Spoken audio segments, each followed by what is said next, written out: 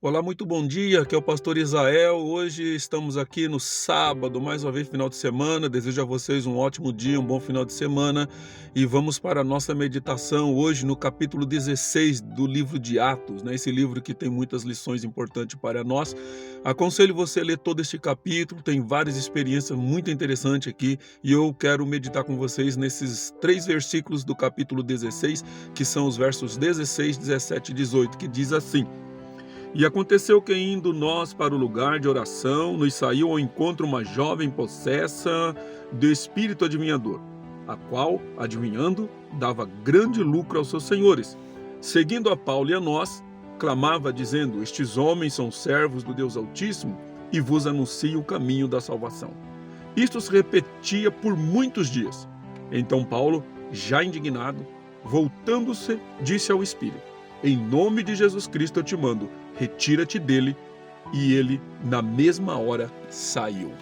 Muito bem, então esse é o texto que eu li com vocês hoje, bastante interessante, que vai nos trazer aqui algumas lições importantes que eu gostaria de comentar com você. E o primeiro ponto aqui desse texto, ele apresenta sobre a autoridade de Cristo, né? Nenhuma força humana ou espiritual é maior do que Cristo, nosso Senhor. Jesus tem o poder sobre todas as forças do mal sobre essa terra.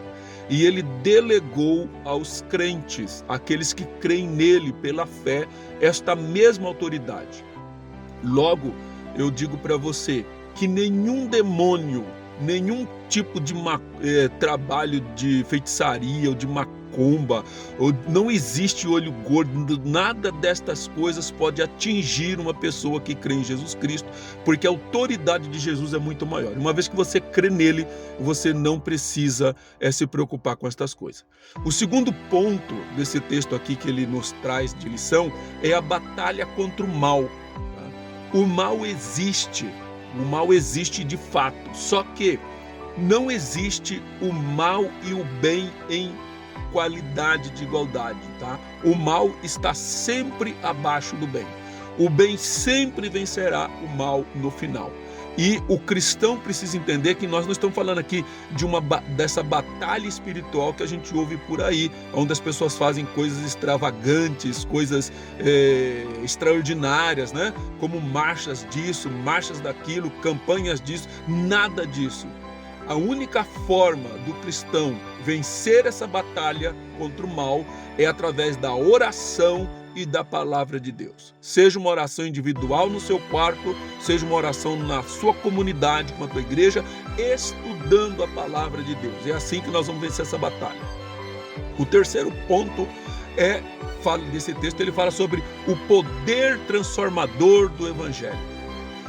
O Evangelho é a única coisa que pode restaurar o homem.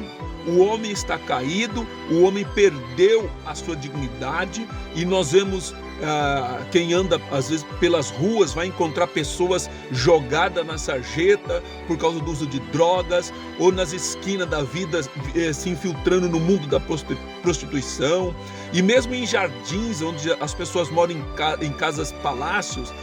O ser humano está se degradando a cada dia. A cada vez que você olha a imagem, você vê pessoas degradadas. O Evangelho, o poder transformador do Evangelho, ele tem o poder de tirar uma pessoa da sarjeta, levantá-lo, restaurar esse homem novamente e trazer esse homem de volta à sua dignidade de um ser humano. Então, creia no Evangelho. O quarto ponto que eu quero discutir com vocês aqui é o discernimento e sabedoria. Paulo, ele teve discernimento e sabedoria porque ele não agiu no primeiro dia em que aquela moça possessa por um demônio tentou iludi-los, né? Ele foi vários dias e então ele chegou o momento, chega, agora acabou. Paulo estava sendo orientado pelo Espírito Santo. Então, meu irmão, o discernimento e sabedoria é o Espírito Santo quem nos dá nestes casos. E por último, esse texto vai nos mostrar sobre a compaixão e justiça. Essa jovem, ela era escrava, humanamente falando, de senhores, que era uma condição natural daquela época, era aceitável, né? Não hoje, mas naquela época era aceitável. além dela ser escrava de seres humanos, ela também era escrava interna de espíritos, né? Havia um espírito que possuía ela e esse espírito fazia adivinhações. E a compaixão de Paulo, né, ao ver a situação daquela mulher, ele não só libertou a mulher por causa que ele ficou incomodado com as falas dela, mas porque ele via uma pessoa que estava escrava de um espírito demoníaco. Então Paulo, ele repreende, liberta aquela moça e promove a justiça. Essa moça, ela estava rebaixada, né? Ela estava humilhada e agora ela é restaurada, ela está livre daquela possessão maligna que a atormentava. Eu quero dizer para você, encerrando, que o Senhor Jesus pode te dar uma nova vida. Eu não sei qual é a tua situação, eu não sei o estado que você está vivendo, mas eu posso dizer, Jesus ama você e Ele pode te libertar se você se arrepender dos seus pecados. Deus abençoe você, um ótimo final de semana e nos vemos amanhã, domingo, no capítulo 17. Deus abençoe você.